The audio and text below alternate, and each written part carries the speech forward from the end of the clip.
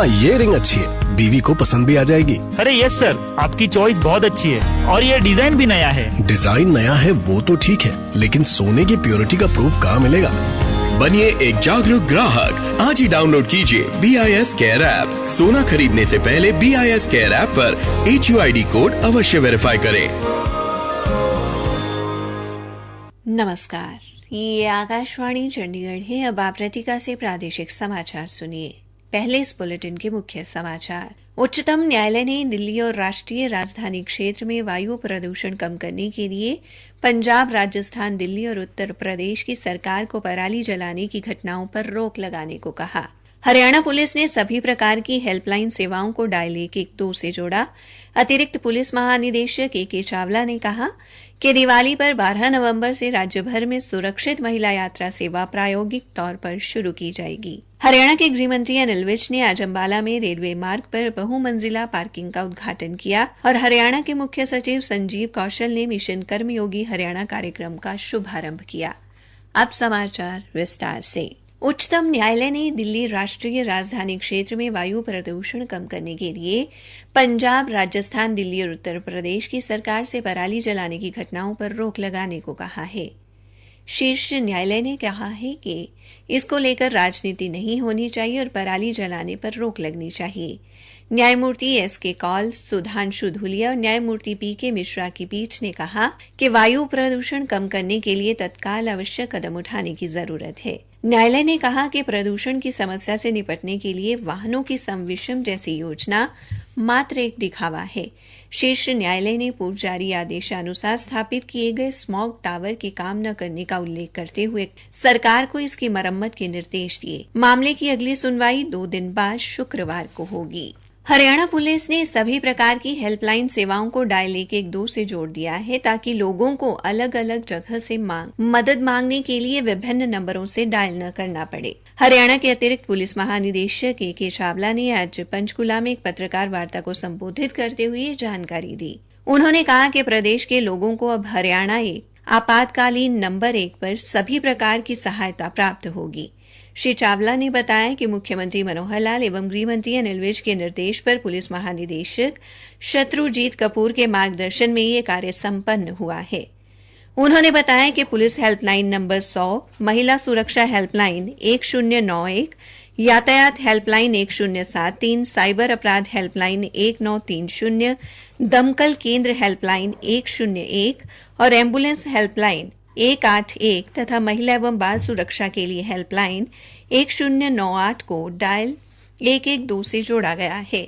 इसके अलावा मूक एवं बधिर हेल्पलाइन, राष्ट्रीय राजमार्ग प्राधिकरण हेल्पलाइन 1033, आपदा संबंधी हेल्पलाइन 1070 एवं 1077 तथा दुर्गा शक्ति ऐप को भी डायल 112 से जोड़ा गया है। श्री चावला ने बताया कि हरियाणा पुलिस दिवाली के अवसर पर 12 नवंबर से राज्य भर में सुरक्षित महिला यात्रा सेवा को राज्य भर में प्रायोगिक परियोजना के तौर पर शुरू कर रही है। इसकी सफलता के बाद इसे 1 दिसंबर से देश भर में लागू कर दिया जाएगा। इसके तहत किसी भी महिला को दिन या रात्रि के समय यात्रा के दौरान सुरक्षा के लिए डायल 112 पर पंजीकरण करना होगा। इसके बाद उसके अपने गंतव्य पर पहुंचने तक पुलिस द्वारा प्रत्येक 15 से 30 मिनट की अवधि में उसकी कुशलता का पता लगाया जाएगा और अगर उससे सहायता की जरूरत पड़ती है तो वो भी मुहैया करवाई जाएगी। अभी ये सुविधा हरियाणा, चंडीगढ़ और दिल्ली में शुरू की जाएगी। हरियाणा पुलिस ने महिलाओं की सुरक्षा के लिए 2 WhatsApp नंबर भी जारी किए हैं जिन पर संदेश भेजकर महिलाएं सुरक्षा मांग सकती हैं। आकाशवाणी चंडीगढ़ के समाचार सेवा प्रभाग द्वारा मेरी माटी मेरा देश अभियान के तहत शुरू की गई प्रश्नोत्तरी प्रतियोगिता का आज का प्रश्न है, महान स्वतंत्रता सेनानी अश्विनी कुमार दत्ता ने स्वदेशी वस्तुओं के इस्तेमाल को बढ़ावा देने के लिए किस समिति की स्थापना की? प्रश्न एक बार फिर से सुन लें। महान स्वतंत्रता सेनानी अश्विनी कुमार दत्ता ने स्वदेशी वस्तुओं के इस्तेमाल को बढ़ावा देने के लिए किस समिति की स्थापना की? अपने उत्तर newsairchd@gmail.com पर तुरंत मेल करें। कल पूछे गए प्रश्न का उत्तर है, स्वतंत्रता सेनानी बिपिन चंद्र पाल को क्रांतिकारी विचारों का जनक कहा जाता है और ये सही उत्तर देने वाली हमारी विजेता हैं पंजाब के संगरूर जिले में गामनत से हरप्रीत कौर। प्रादेशिक समाचार आकाशवाणी चंडीगढ़ से प्रसारित किए जा रहे हैं। बाकी समाचार इस अंतराल के बाद।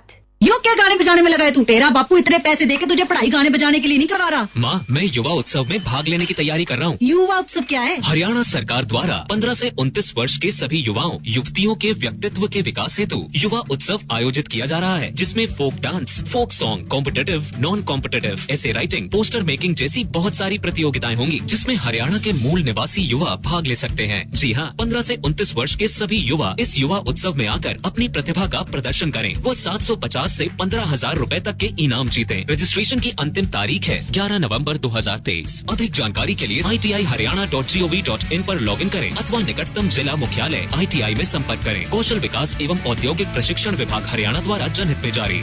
हरियाणा के गृह मंत्री अनिल विज ने आज अम्बाला छावनी में रेलवे मार्ग पर गुड़गुड़िया नाले के ऊपर बहुमंजिला पार्किंग का उद्घाटन किया। इसके निर्माण पर 19 करोड़ 38 लाख रुपए लागत आई है। इस अवसर पर आयोजित समारोह में श्री विज ने कहा कि इस 3 मंजिला कार पार्किंग में 350 कारों तथा 300 दोपहिया वाहनों को खड़े करने की व्यवस्था की गई है।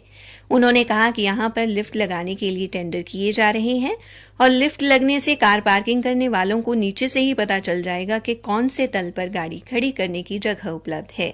गृहमंत्री ने बताया कि पार्किंग का संचालन नगर परिषद द्वारा किया जाएगा और मासिक व घंटों के हिसाब से कार व अन्य दोपहिया वाहन खड़े करने की दर तय की गई है। श्री विज ने कहा कि अम्बाला छावनी में तेजी से विकास हुआ है और अभी और भी काम होने हैं। श्री विज ने कहा कि 70 साल में अम्बाला छावनी में विकास की एक ईंट भी नहीं लगाई गई थी। अम्बाला का जो हक था उसे नहीं मिला। बाद में पत्रकारों से बातचीत में उन्होंने अरविंद केजरीवाल के दिल्ली मॉडल पर चुटकी लेते हुए कहा कि दिल्ली के 4 मंत्री जेल में हैं और केजरीवाल को शराब घोटाले में नोटिस मिला है। कांग्रेस नेता राहुल गांधी की केदारनाथ यात्रा को चुनावी दिखावा बताया। प्रदूषण पर उन्होंने कहा कि इस पर राजनीति नहीं होनी चाहिए। हरियाणा के मुख्य सचिव संजीव कौशल ने आज मिशन कर्मयोगी हरियाणा कार्यक्रम का शुभारंभ किया। उन्होंने इस संबंध में चंडीगढ़ से प्रशासनिक सचिवों, विभागों के प्रमुखों एवं जिला उपायुक्तों की वर्चुअल बैठक ली। श्री कौशल ने इस बैठक में बताया कि मुख्यमंत्री द्वारा राज्य सरकार के 3 लाख से अधिक कर्मचारियों को प्रशिक्षण प्रदान करने के उद्देश्य से शुरू की गई इस पहल का मकसद शासन में नैतिकता और सरकारी कर्मचारियों के कौशल एवं दक्षता में वृद्धि करना है। श्री कौशल ने बताया कि प्रशिक्षण के दौरान नैतिक व्यवहार, मूल्य एवं सिद्धांतों के महत्व पर जोर दिया जाएगा और कर्मचारियों में सार्वजनिक सेवा वितरण एवं जवाबदेही बढ़ाई जाएगी। हरियाणा के स्कूल शिक्षा मंत्री कंवरपाल ने कहा है कि मुख्यमंत्री ने गन्ने की दरों में उल्लेखनीय वृद्धि करके और अगले वर्ष भी सरकार की ओर से समर्थन जारी करने का वादा करके किसानों को प्रोत्साहित किया है। उन्होंने कहा कि सरकार के इस कदम से गन्ना उत्पादक किसानों को फायदा होगा। उन्होंने कहा कि राज्य सरकार सदैव किसान हित में निर्णय लेती है और उनके कल्याण के लिए प्रतिबद्ध है। किसान उत्पादक समूह के अध्यक्ष डॉ सरदार सिंह ने भी कहा कि गन्ने के भाव में हुई वृद्धि किसानों को प्रोत्साहित करेगी। उन्होंने कहा कि पिछले काफी समय से गन्ना उत्पादक किसान गन्ने के मूल्य में वृद्धि की मांग कर रहे थे। उन्होंने कहा कि इस वृद्धि से गन्ना उत्पादक किसानों को प्रति एकड़ 5,500 से अधिक का फायदा होगा और उन्हें अपने खर्चों को पूरा करने में मदद मिलेगी। उन्होंने कहा कि इससे गन्ने का रकबा भी बढ़ेगा।